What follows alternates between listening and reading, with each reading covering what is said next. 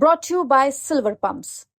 Top quality और consistent performance के लिए सिर्फ सिल्वर पंप्स, नाम याद रखना। नेवी लेफ्टिनेंट विनय नरवाल को आतंकियों की पहली गोली गर्दन पर लगी, दूसरी छाती और तीसरी कंधे पर लगी।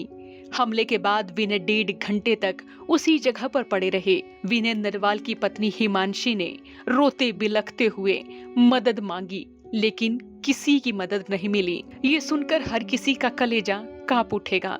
ये सुनकर हर कोई भावुक हो रहा होगा। जिन लोगों ने आंखों के सामने मंजर देखा, उनके लिए ये बताना कितना मुश्किल है। लेफ्टिनेंट विनय नरवाल की पत्नी हिमांशी ने जम्मू कश्मीर के पहलगाम में आतंकी हमले के बारे में जो अपने परिजनों को बताया, वो सुनकर हर किसी का दिल दहल जाएगा।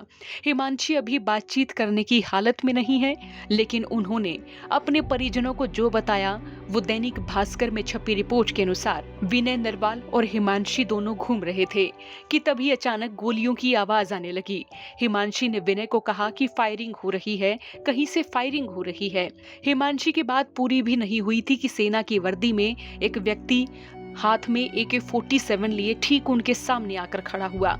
तो हिमांशी को लगा कि ये भारतीय सेना का जवान है, और तभी उस व्यक्ति ने पूछा, क्या तुम हिंदू हो? तो फिर विनय ने बिना डरे हुए जवाब दिया, हाँ हिंदू हूँ। और ये सुनते ही उसने 3 गोलियां चला दी और लेफ्टिनेंट विनय नरवाल जमीन पर गिर पड़े। हिमांशी इधर उधर से मदद मांगती रही, वो रोती रही, बिलखती रही, लेकिन वहां कोई मददगार ही नहीं था। हमले के बाद विनय 1.5 घंटे तक उसी जगह पर पड़े रहे, तो हिमांशी ने पूरी कोशिश की कि कहीं से कोई तो मदद मिल जाए। उस समय घाटी में नेटवर्क और साधनों की कमी के चलते राहत बहुत देरी से पहुंची थी और तब तक कई लोगों की जान जा चुकी थी।